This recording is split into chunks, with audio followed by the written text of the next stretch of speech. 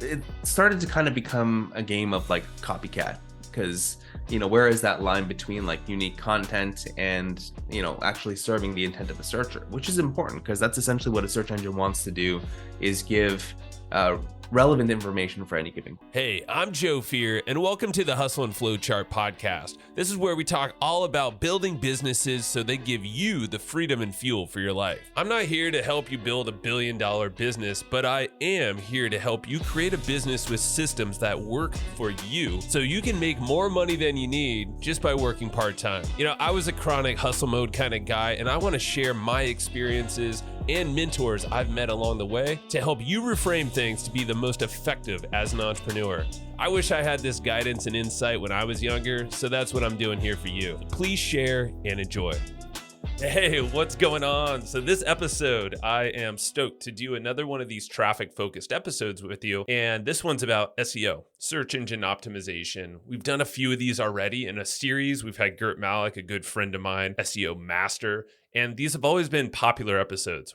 Everybody wants more traffic, more attention, more eyeballs and leads ultimately. So that's why I'm doing this one for you. And, in this changing world of AI and different tools that can generate content really quickly, there's kind of this ocean of sameness. And this is what we talked about on this episode. So I brought in Sam O, who is the VP of marketing over at Ahrefs. And Ahrefs is an incredible company that has put together a suite of tools that you can use to monitor, audit, and really analyze everything when it comes to SEO and other types of traffic. So I highly recommend you go check them out. They've been gracious enough to sponsor this SEO series of episodes. So go check out their free tool. They actually have this webmaster tool that you can use to audit and improve your website. And it's totally free. Just go over to www.ahrefs.com/AWT.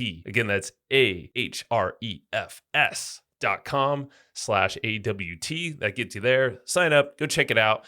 And Sam O is here. He's got a wealth of knowledge outside of just running the marketing and the education at Ahrefs, which is a lot of cool education and videos he puts out. So go check him out. Just go look up Sam O and Ahrefs and you'll find him. And then this one, he's going to talk about how to really break out of that sameness trap when it comes to creating content these days, because it's not a lot of unique stuff if you're just relying on ChatGPT or some of these other automated tools to generate content. Sure, it's great to get the ball moving, but if everyone's playing the same game, how do you stand out? So we talk about that. We talk about how that also translates to YouTube and doing things there, because Sam does a lot of work on YouTube for Ahrefs, and so many other things to keep in mind when it comes to this blend of SEO and this organic traffic and algorithm changes with Google and other search engines, and how that pairs up with all this emerging tech. So definitely a great episode to check out. Take some notes, and once again, go get the Ahrefs Webmaster tool totally free over at www.ahrefs.com/AWT. All right,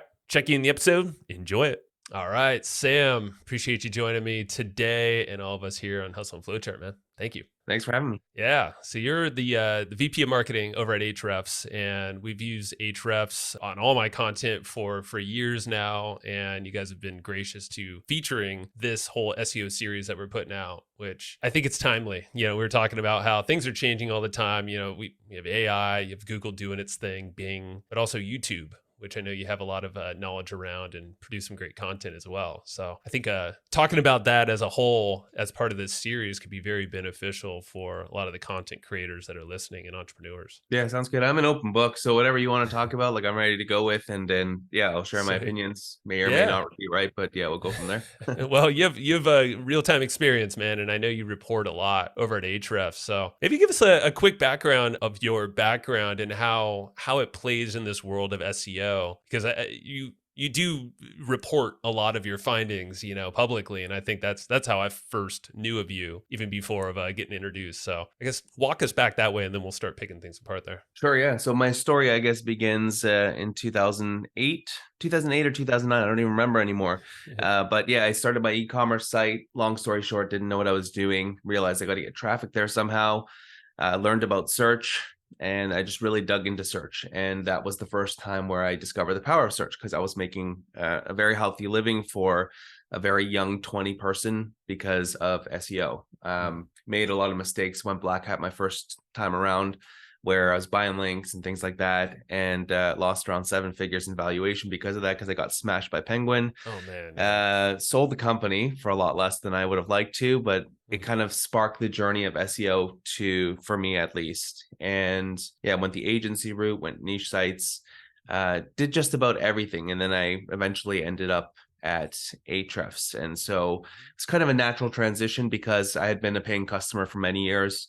And so when I joined, I was literally just like sharing what I've been doing for the past 10, 11, 12 years at that time, things that I had done well, things that I had done poorly. And so it was basically, it's almost like a public journal is what it became Right. for me at that point, which also helped to sell the tool because I'm just sharing how I used to use it or how I used it. And so, yeah, a lot of fun, very happy here. Yeah. Well, I think that's, I mean, it's the most valuable to teach as well, and you know, get other folks doing the right thing from previous learnings. So yeah, so at Ahrefs, I mean, it's interesting because you have the webmaster tool. I think it's great for people to help monitor traffic and positioning and competitor data. I guess like what are some of these foundational things that you recommend folks? Well, I'll just start with what you know best. Obviously, you're from Ahrefs. So what are some of these tools? That one's free. I know of that. And I guess I'll shout it out since it's this will be the ad anyway that I would drop in. But over at Ahrefs, ahrefs.com/AWT gets you to that tool for free. Tell us a little bit about that and maybe some of these other tools or assets that we should be, you know, should have and know about. Yeah, so like AWT is definitely like webmaster tools is kind of like Search Console in that you can get your backlinks data, you can get your organic keywords data. And, you know, beyond just like kind of like meaningless rank checking where you're just kind of seeing where you're ranking and you're like, oh, yeah, that's cool. And then you move on with your day. You can actually extract some pretty actionable insights from that. So, for example, like featured snippets, we all know that takes up quite a bit of real estate on the first page of Google. Yeah. And naturally, we want to be there. And to be there, you don't have to be number one. You can actually be top 5, top 7, top 8, top 9, top 10. And so you can essentially steal that spot. And within the organic keywords report, you can literally just filter for keywords where there's a featured snippet where your page isn't ranking, and then you can just focus on those optimizations all day, all night, depending on how many keyword rankings you have. So for a site as big as Ahrefs that is ranking for a lot of keywords, like I wouldn't be able to even get through all the possible optimizations in a year if that's all I was literally doing. And, you know, in the case that I'm able to grab, let's say 10, 15% of those snippets, and that's a significant portion of traffic that I'd be bringing into our site, just working on that alone. And so, yeah, there's a lot of actionable insights that you can find there. Other tools that I think are kind of cool. We have a lot of free tools as well. So we have a backlink checker, we have a keyword generator, all that stuff is free on our site. Obviously, our paid tools are much more powerful. There are other tools that are free or freemium versions. So for, I guess, technical SEO, something that I use from time to time is Screaming Frog SEO Spider. I also use ChatGPT, but I don't use ChatGPT in the sense of like, you know, tell me which keywords I should go after or what the volume is, because it literally just makes up numbers. But yeah, it's good for other things like smaller tasks with ideation, basically getting those creative juices flowing, which helps with like title tags and with the more technical things like schema. Yeah, a lot of stuff that you can do in there and kind of mash together to be your own set of SEO tools. Nice. I like it. On the ChatGPT side, are there any, because I know there's plugins, like there's one AI PRM that's an awesome plugin that kind of layers over and gives you some, you know, it's all rated and reviewed, and some of them say, hey, here's a SEO rich blog post, you know, format. But are there like resources that you go to, or kind of I guess flows to make sure you're actually, you know, asking it the right thing that's not going to give you a bunch of false data? Yeah, so like the plugins, I've tried them, but I haven't had much success with any of them. So I have GPT-4, the paid ChatGPT Plus or whatever it is. Yeah. The browsing doesn't work as I would hope it would work. And yeah, basically, I think it's important to have the foundational knowledge of SEO. So, for example, if you say something like, write me an article on this topic that is optimized for search, it's not going to do the job properly. Whereas if you tell it specifically what you need to do to optimize for search, then it's actually quite good at doing that. So let's say, for example, you have a list of potential subtopics that you've gone through, and you've had someone on your team write an article for you, and you want to go through and you want to make sure that certain points are made, and you have these bullet point forms. You can paste those in and say, are these included within the post? If not, then where can I include them? Then you can actually get this information from it, and you're able to insert those things that may be important to actually rank in search. Things like, I don't know, some people obsess over like keyword density and stuff. I don't. But if that is something that you're a pro for, then you can technically ask about the density of the keywords that are used in the content. And that's actually helpful in doing that. Or coming up with good title tags that will be more click worthy. This works both for YouTube, for search, for ads, for social media. It works everywhere. And that's kind of where I find that ChatGPT works well. It's kind of when you're stuck. And when you've been looking at something for so long and you kind of just can't get out of that bubble, it's able to kind of break through and give you some new ideas, new perspective that you may not have had before. I like that. Yeah. And I found the same with the plugins. They might be a great starting point, at least to get the wheels moving, or a sticking point, like you're stuck. Yeah. You've been mulling over it too long. And I found like there's a few templates I use for the podcast, like there's show notes templates that the guy Gert Malik, who's also been on this SEO series, he has a format that he recommends with SEO, with all these different elements. So that's what I've been using. Like, hey, format it with this kind of blah, blah, blah. And that's where I've found it being very helpful. It's almost like more machine learning than. Yeah, for sure. I've used it for landing pages too. You give it a specific format, and then you ask for, like, you tell it what you want in a specific section, what your goal is to achieve through that copy. And it gives you something, and you're probably like, I don't really like this, but then at least you're like, oh, but that's a kind of a good point. Maybe I'll integrate that in with this. And then you end up with whatever model you end up with at the end. Yeah. So templates are huge. And fair warning to those listening, the hallucinations that AI gives us, those are like the very, like, hey, this is the right answer. It's like, well, not so much. So always use your logic and reasoning as us humans, I want to get into the idea of, like you were talking about content creation, specifically on YouTube, where, there's some changes that are happening over there. And I know you're on YouTube and quite a bit when it comes to SEO over there as well. There's a lot of sameness, you were saying. And, ChatGPT is a perfect example of that. You can prompt it with like a title or a keyword, and then, hey, I have a blog post or I have a YouTube script. But it's a bunch of sameness, it's just pulling in from other ideas that aren't necessarily unique. So I'm curious of your perspective, and then we can dive into kind of some of the key things when it comes to, the factors with SEO and maybe leaning in more on the YouTube side as well. Yeah. So I guess over the past several years, when search intent became a much more pronounced ranking factor, or at least a lot of people were talking about it now, people know what search intent is.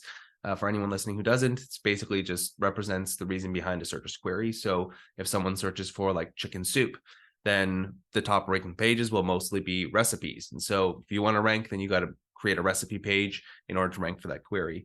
And so since that happened, it started to kind of become a game of like copycat, because where is that line between like unique content and, actually serving the intent of the searcher, which is important, because that's essentially what a search engine wants to do, is give relevant information for any given query. And they want to give the best answer that they can. And so if everyone is using these tools, so if everyone has access to ChatGPT, and as far as I'm aware, almost everyone around the world does for free, we can all essentially create the same content. We can make it slightly different by using different prompts, different workflows. But if everything starts to sound the same, then the way that we behave with search is going to naturally change. And for me, it already has. Yep. Like I was literally talking with one of my colleagues, and I was looking through my Google search history. And I encourage you to do this. Like, look through your Google search history. Look at what you've searched for. And if you are able to compare it with something that you did a year ago, I'm guessing it's going to look vastly different. Yeah. So like from my searches, I think around 95% of my searches in the past week were navigational, which means that I'm looking for a specific place to go. So for example, if I want to, I'm just looking around my office here. So I have a Yeti mug here. Mm-hmm. If I want to know a review about this, I'm going to go straight to Amazon and I'm going to read the reviews there. If it's something different, like a product, like let's say I'm planting new grass and I want to buy this grass seed, then I want to get the answers from real people, like from Reddit. So I'll look up like Jonathan Green Black Beauty Ultra Reddit. And like, Yeah. I'm specifically looking for these places because I know that a lot of these blog posts that I read are going to be written with the intent to sell it for affiliate purposes, or it's just going to be a bunch of trash that's made up from ChatGPT and everything's going to sound the same. Or I'm going to go straight to YouTube and I'm going to look for that human who is holding that product, actually testing it there and showing me exactly what I'm going to be getting when I decide to spend my money. And so, yeah, I feel like naturally this is going to change a lot over time in the way that we search, especially with SGE, the search generative experience or whatever it's called. That's coming out, which just opens up completely different doors. Like with ChatGPT, it's almost like people used to always joke that they don't want people to see their Google search history because it's kind of embarrassing. Like I feel like ChatGPT is like going to be like 10x more embarrassing than that because of the kinds of questions that we ask, the kinds of questions that we can ask and actually get an answer from, whether it's like made up or not. Like we can still ask it and kind of try to discern, like, is this made up? But yeah, I feel like it changes the game completely. And it's not a bad thing. It's just different. You make a great point with the certain search intent and the way that we think, because I haven't looked at my history, but I just know the way when I'm thinking about an answer, I'm using a variety of sources now for different reasons. And you're right, like Google, it's very, very directional, like Reddit. That's one, and Amazon, like with that keyword associated with whatever other keywords. I'll use things like ChatGPT for certain maybe organizational aspects. Another tool I've been using is perplexity.ai. I love it. I haven't seen that. What does it do? Check that out. It searches real time and pulls in a bunch of different sources that are real time from the web. So it'll give you lists, and you can kind of dive deeper into whatever topic you want. And it'll pull in Reddit and Amazon and all those things too. Nice. Yeah, and I guess that comes up because I think that's similar to what you were mentioning about SGE. Is that like essentially? Is that conversational chat with like Google essentially or Bing? Yes, it's conversational AI, really, like, or at least that's what it appears to be. Like ChatGPT already does it, but now Google has more information than ChatGPT does. Bing, I haven't been able to get behind it yet. Quite yet. Like there are certain use cases that it's okay for, but like the way that conversational AI is going, at least in my opinion, is going to change the game is oftentimes we search for things. Like if we're thinking about information, we search in the macro sense. So I'm going to go to the example of a lawn renovation. So in the case that you want to do a lawn renovation, you might not know what you're doing. So you might say like how to plant grass seed, right? Something like that. And you come across some articles, you realize that it's ChatGPT mumbo jumbo. You don't really want to read through it. And then you go to YouTube and you see this guy or girl or lady, whoever, who's planting this beautiful lawn, and you're like, I want to listen to this person because he can see what they've done. And then they give you the steps. You take your notes and you say, okay, step 1 is to do this, step 2, 3, 4, 5. You have your little notes, you go out, you buy all the stuff that you need, and then you go and you do it. But then when you do it, you start to have questions like, am I supposed to dethatch before I aerate? Or should I, like, do I even need to dethatch? Do I have to buy something for that? The aerator is like $3,500. Like, can I rent it? Like, what do I do? And then you go to ChatGPT and now you can ask questions. Like, you're a landscaping expert and your only mission is to make sure that I have a lawn that looks like a freaking meadow. This is what I want to do. And these are the steps that I have. Does this look right to you? And then it can say, yeah, that looks right. And then you can say, do I really have to dethatch and aerate? Like, which one do I need to do first? And then you go through and it's like, oh, like you can do one or the other. You go along and you're like, all right, cool. And so you go and you plant your grass and stuff. And then it's like, oh, how often am I supposed to water it? And then you go to it and you can go to Google and you can say like, how long should I water my grass? Well, that depends on whether you're in like a cool climate, warm climate, whatever. And you get all this crap that you don't want to go through. You just want the answer. You need to water 3 times per day, or you need to water this much per day. And so you go to ChatGPT and you ask a very, very specific question that just like, it's borderline like weird because it's so specific. And like no one is going to answer this question for you. And I feel like in that sense, search is going to change quite a lot because we're going to these very, very specific queries. Even Google, there's a certain percentage of queries every day that are brand new to Google, Hmm. who you would think has seen everything by now, but they haven't. And then now that we can ask very, very extremely specific questions, which no one has the time to answer all of them, like naturally, conversational AI is going to change things because now it's catered to your specific situation. And I think that's super cool. And I'm really excited to see where that's going to go and what that means for SEOs or marketers as well. Yeah, man. That's so what you describe, I would take that and go to perplexity.ai and mess around with what you were saying there because exactly right. And I feel like this is like a glimmer of what will happen in Google. And I'm sure Google will do it way deeper,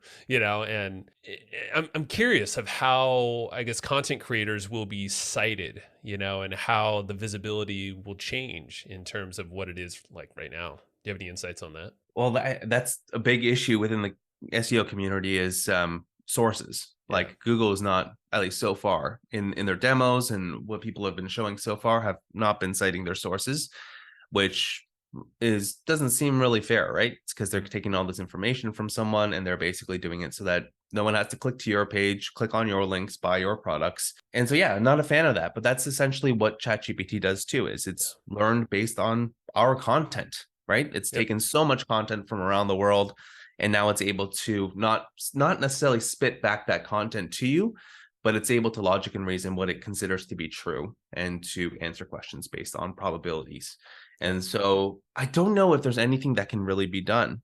I don't know what that's going to look like in the future. But essentially, these LLMs, the large language models, they need to be trained on some kind of data. So that's us. Yep. That's people with expertise who are actually sharing this information. What happens when everyone's using these AI tools to create content and then it's just being trained on its own information? I don't know. Mhm. But yeah, I don't know what's going to happen with sources. And I hope that there is a way to fight that. I feel like Bing is trying to do that or has tried to do that from the beginning, is they actually cite the sources. Right. But I've clicked on sources before and what they say has nothing to do with like the source that they're citing. So sometimes I'm kind of wondering Yeah. what's going to happen with that. But yeah, that's a really good question. I'm curious to see what will happen. Yeah, it's early days, and I'd imagine there's going to be multiple ways to search, probably because of just our nature. I'm sure Google will probably give a variety of ways to find information. It's not just going to be the SGE style, but we'll see. I guess. Do you have any idea of like when some of this stuff's going to get rolled out? I'm sure you've been testing this probably more than most people. Stuff from Google and So, maybe even YouTube. Yeah.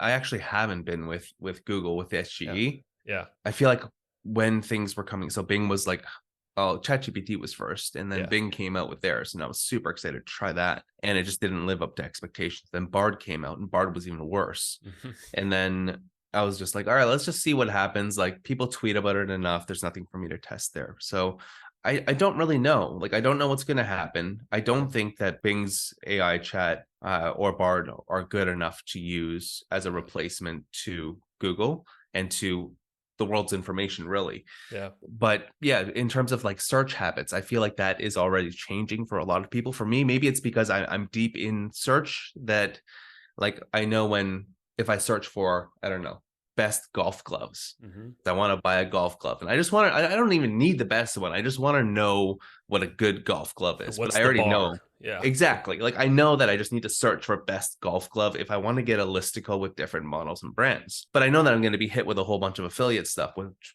like nobody has touched before. And so what I'm going to do is I'm going to go and I'm going to look at that. I'm just going to take down a list of the models and then I'm going to take them to YouTube and I'm going to look at people who are actually wearing these gloves, kind of giving pros and cons.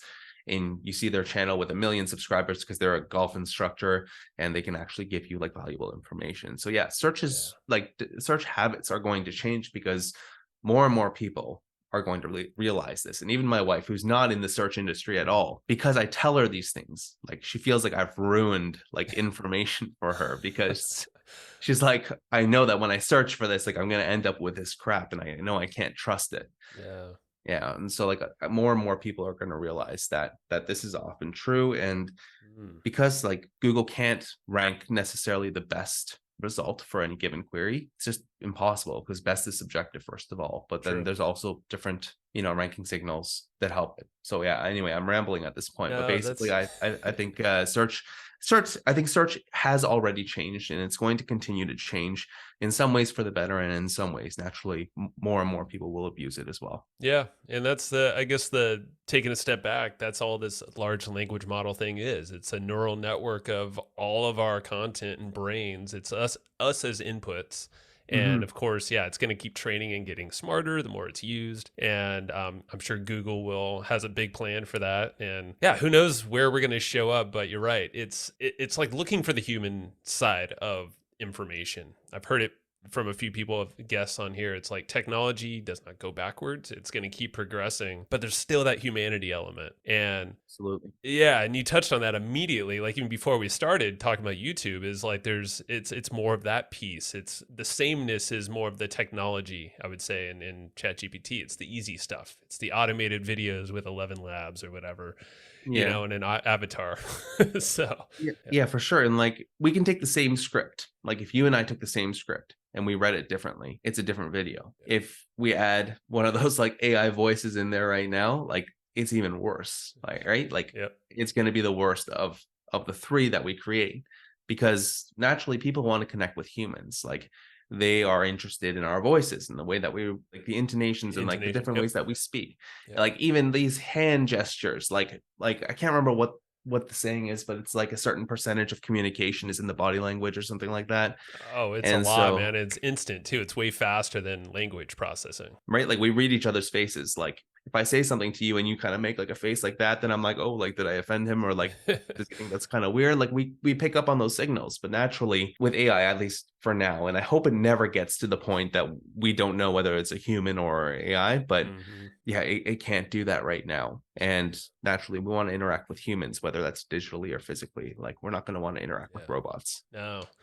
And that's where, yeah, information finding and as a content creator, and going back to SEO a little bit here, you hit a good point where we're not going to stop creating written content, or at least I don't think we should, because who knows how content will be sourced by Google or even littler sites like Perplexity. I mean, and I'm sure there's going to be spin-offs, and because they sort YouTube, there's social posts. I mean, their sourcing is actually pretty good, that Perplexity site. And I'd be curious of your thoughts after this show. Just tinker around with it a little bit. I'm curious of your thoughts of what would be a decent strategy when it comes to YouTube and showing off the human side, because I think you mentioned that YouTube's kind of changing. Of course, I mean it's a Google property as well. Any insights on the YouTube side of things when it comes to SEO and bringing that human Yeah, side? like it's kind of interesting. So for us, being in B2B and essentially like selling software, like we want to show how our tool works. Yeah. If we call our video Ahrefs Site Explorer tutorial, it's not that exciting, right? Like there's not much to get from that unless you're an Ahrefs customer and you want to learn how to use Site Explorer better. But if I say like this trick ranked us #1 in Google every time, then that's interesting to anyone who wants to rank in Google every single time. And so if I go there and then I say like, hey, it's Sam and welcome to this Site Explorer tutorial, and that's clickbait and you're gone. Yeah. But if I start to walk you through a process and I tell you a story about walking through that process, how I came to this discussion or this discovery of ranking #1 in Google, quote unquote, every single time. Still clickbaity, I get it. Hypothetical example, it's okay. But you can follow that story, and our product can actually be integrated as a part of that story, even as the hero of that story. And we're able to guide through story, we're able to guide through instruction, Mhm. all as one video. Because now YouTube, like it's an informational center, but it's also an entertainment center. And now like infotainment is becoming a real thing, and Mhm. we're starting to see it more and more. And then there's other things like people are still looking for like how to do keyword research, because they learn better through video than they do through text. Mhm. And in many ways, it's more passive because you can just kind of sit back and watch. There's also the power of audio plus video that we can actually combine together. So I could talk over a screencast and you could be walking through that screencast. I can make a subtle joke about something that I think, I'm not looking for somebody to start cracking up and rolling around at home, but like, Mhm. they might, crack a smile, and it keeps you entertained to keep going through this tutorial. And it's more entertaining for most people, I guess, than, reading a 4,000 word blog post. Yeah, pillar post style. And you Exactly. mentioned it's storytelling, right? At the end of the day, we're humans. That's not going to change in us and our DNA, and what excites our brains, keeps our attention, is we're all goldfish anyway with our attention spans. Mhm. So if we So keep, true. yeah, yeah, I mean, start with, hey, it's not clickbait if you could deliver on it, right? So start with something engaging like that with the title, thumbnail, and then deliver in that video probably immediately, sooner the better, Hmm. and then tell a story. Yeah, it's a journey, and then integrate. I think it's a perfect way to put any valuable content in there, salesy or not. You know, if you have a tool or just giving content out for entertainment purposes, it keeps the Yeah, attention. Yeah, for sure. And it sells too. At the end of the day, it sells.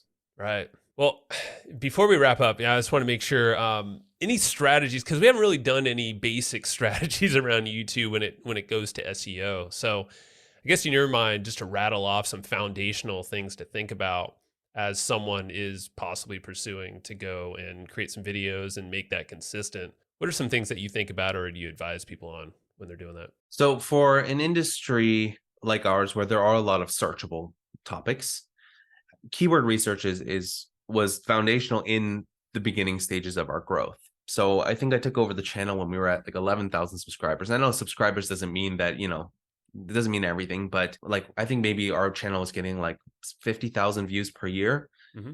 Before that, it was very inactive though, and now we're getting 4 or 5 million views per Nice. year, which is all targeted and built around our product. Keyword research was massive in the beginning, and basically, I would just look at I would use Ahrefs, and I would just look for SERPs or keywords that popped up video results on the first page, and then I would take that keyword and then I would put it into YouTube, and then I would see, okay, well, are these videos getting viewed like a decent amount of times? And if the answer was yes to both, then I would optimize that video with the title, the description, the tags, like I would for anything that is SEO related, right? Hmm.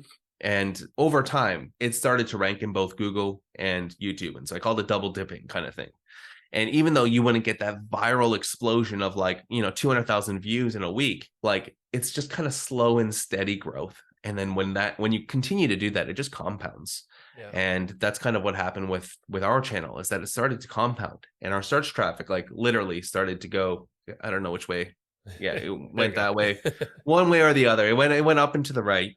And I felt like that was foundational, because now not only were we getting the views that were like directly centered around our product, which would also convert into customers and also help retain our existing customers who would learn to use our tools better, but we were reaching new audiences and we were earning that subscription.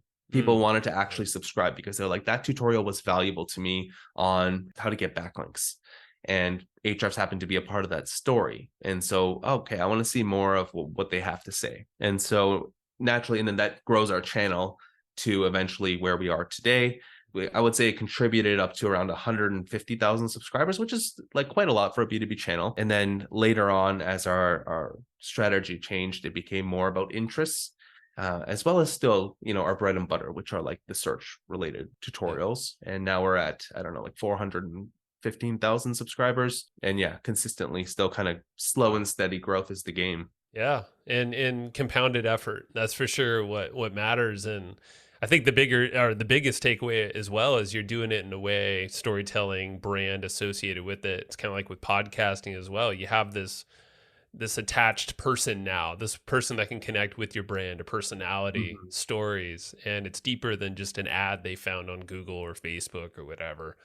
Yeah, but they're actually integrated into where the journey that you're leading them on. And Yeah, I think that's super important. yeah, especially with the SaaS, some kind of tool where it's Yeah. continuity. It's like you want retention, so Yeah, yeah, it's helping on all fronts. So I for feel sure. like any business owner can benefit from those strategies too. Well, cool, Sam. Is there anything that like you think I left unturned, at least in the topics we're exploring here, before we wrap? No, I feel like that was pretty good. I feel like that's kind of what's happening right now.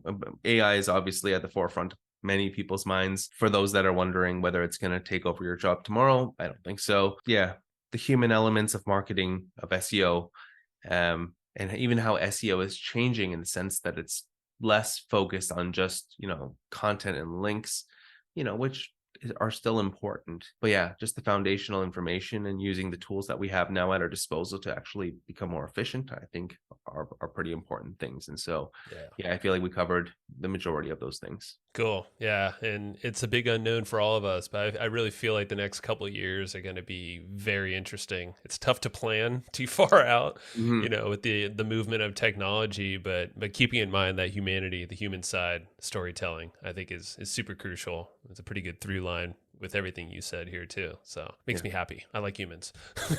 Technology is cool. All right, Sam. And definitely check out, go get the Webmaster Tools free. We talk about it here on some of the other episodes over at www.ahrefs.com/AWT. And that'll get you there.